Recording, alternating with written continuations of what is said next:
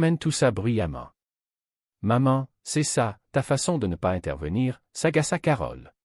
« Non, non, c'est juste une petite irritation de la gorge. Mais je veux juste dire que comme nous sommes chez Bruno, c'est Bruno qui devrait commencer à parler. » « Non, maman, cela n'a aucune importance de savoir qui commence. » « S'il te plaît, Carole, si ça ne te dérange pas, il y a une procédure stricte à suivre en psychothérapie. J'ai lu quelques-uns de tes livres. » Carole se leva, les bras croisés. « Ah oui? Comment cela se fait-il, alors, que ce ne soit pas important qui commence? » Tu ne peux pas employer le mot procédure et dire que ce n'est pas important dans la même phrase, ma fille. Imagine-toi. C'est comme ça qu'il faut atterrir les avions de ligne. Le pilote arrive sur la piste. Il demande au capitaine si les roues sont sorties. Et l'autre répond que la procédure n'est pas importante. Boum. Un véritable désastre. C'est une bien belle façon de commencer 2 semaines de vacances dans le sud, n'est-ce pas? Carole laissa éclater sa frustration. Maman. Tu sais quoi? Tu fais ça à tout coup. À chaque fois que j'essaie de faire quelque chose par moi-même, tu viens tout gâcher. Ne dis pas de bêtises, Carole. Je n'ai jamais piloté un avion de ma sainte vie, c'était une métaphore. Tu deviens étouffante, mère. Ah oui? Et toi, tu deviens paranoïaque, ma chère. Qu'est-ce que tu fais de l'histoire avec Tommy la lancette, lâcha Germaine, sortant l'artillerie lourde. Carole blêmit. Tommy la lancette? C'est de l'histoire ancienne, ça. J'avais 16 ans. Eh bien, je m'en souviens parfaitement. Tu avais 16 ans. Et pas la moindre once de bon sens en vue. Tu étais tellement aveuglé par lui.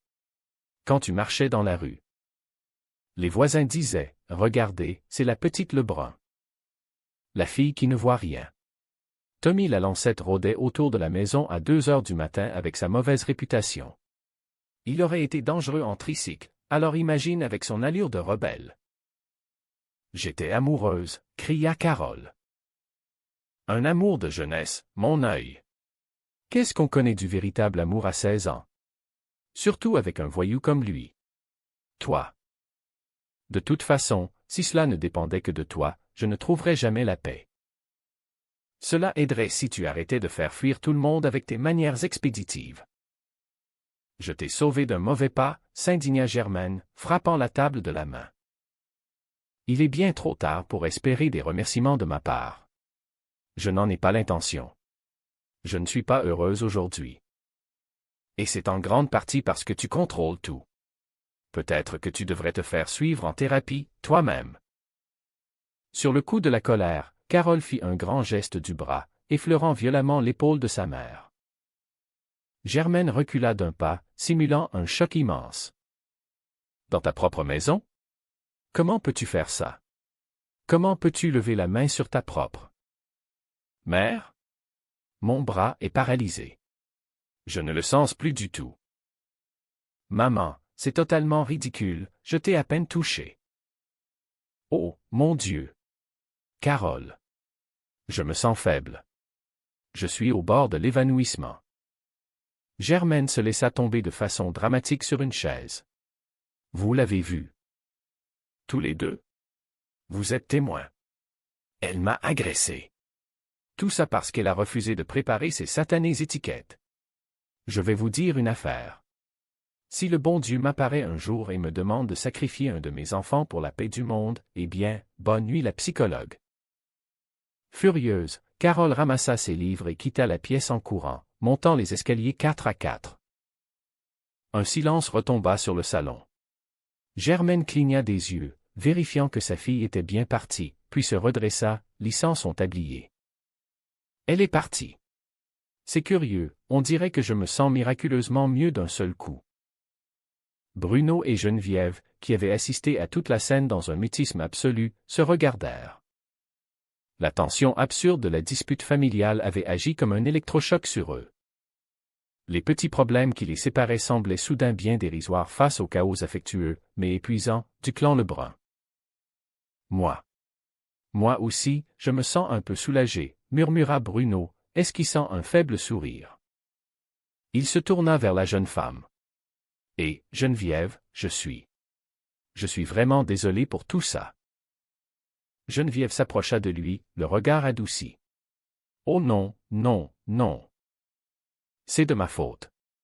Je n'aurais pas dû faire tout un drame dramatique avec le fait d'emménager ensemble si rapidement.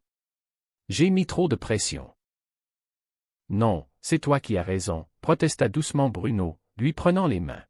« Tu veux vraiment dire que tu souhaites toujours qu'on vive ensemble, malgré ma famille incroyable. » Geneviève rit doucement, les yeux brillants. « À une seule condition. »« Laquelle ?» demanda-t-il, le souffle court. Il posa un genou à terre, sous le regard émerveillé de sa mère qui retenait son souffle. « Geneviève, est-ce que tu veux m'épouser? » La jeune femme porta les mains à son visage, émue aux larmes. « Eh bien, oui. 1000 fois oui. » Germaine bondit de sa chaise, toute douleur à l'épaule miraculeusement oubliée. « Oh! Eh bien quand même. C'est une nouvelle merveilleuse, » rompit Carole, ne voulant pas entendre les théories de sa mère. « J'ai oublié mon sac à main. Je vais le laisser dans l'autre décor. » Elle mima la scène avec un sourire forcé. « Ah eh bien, moi. En fait. Comme si vous ne le saviez pas. Je ne sors jamais sans mon sac à main. Ma sortie n'était pas un désastre. » « Ah non » demanda Margot avec douceur. « Quand est-ce que tu le revois? »« Je ne le reverrai pas » avoua finalement Carole en s'enfonçant dans les coussins. « Un vrai désastre. » Germaine hocha la tête d'un air entendu. « Ma fille Barbara s'est trouvée un nouveau prétendant. Un vrai bourreau des cœurs. » « Ne dites pas cela, Madame Dufour, » intervint Carole poliment. « Je l'ai rencontré, c'est un très bon garçon. »« Encore un charmeur, oui. Tu me trouves sûr qu'elle a l'habitude de les ramasser, ceux-là. C'est un parfait gentilhomme. »« Ah oui, un gentilhomme, n'est-ce pas ?» répéta Germaine avec ironie. « Comment tu qualifies cela? Un gentilhomme? Le gentilhomme. Comment tu pourrais le qualifier? Je ne sais pas. T'ouvre-t-il la porte? Est-ce qu'il a enlevé son manteau? Te tire-t-il la chaise quand tu t'assois, toi?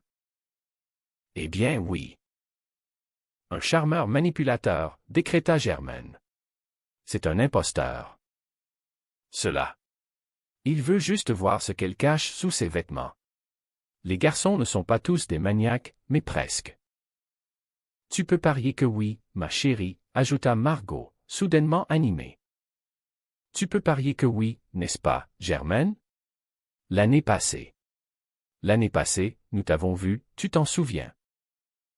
Germaine gloussa. Oui, oui, eh bien, on sait quoi, le film, là. Avec des épées. Là. Le radiateur. Le lauréat. Nous étions toutes mignonnes, nous autres. N'est-ce pas? Nous étions toutes bien arrangées, nos cheveux. Moi. J'avais l'air d'une star des années 60, là. Et elle, de Jean-Luc Mongrain, là. Carole écoutait, mi-amusée, mi-horrifiée par la direction que prenait la conversation. Là, cela ne faisait pas 5 minutes que nous étions dans le cinéma. D'accord? Continua Germaine, le ton dramatique. 5 minutes. 5 minutes, 5 minutes. Ah, non. Je ne suis pas capable d'en parler. Pas capable, moi, cela m'émeut. Non. Je ne suis pas capable. Eh bien, raconte-leur donc, toi, Margot. Margot prit le relais, les yeux écarquillés par le souvenir. J'étais là. D'accord. Il est arrivé, il est rentré. Et puis il s'est assis juste à côté de Margot. Juste à côté. Juste à côté de moi. Juste à côté. Juste à côté d'elle. Cela ne faisait pas 5 minutes qu'elle était là. Que fait-il? Hein? Que fait-il? La tension dans le salon était palpable. Carole retenait son souffle. Il sort son intimité, s'écria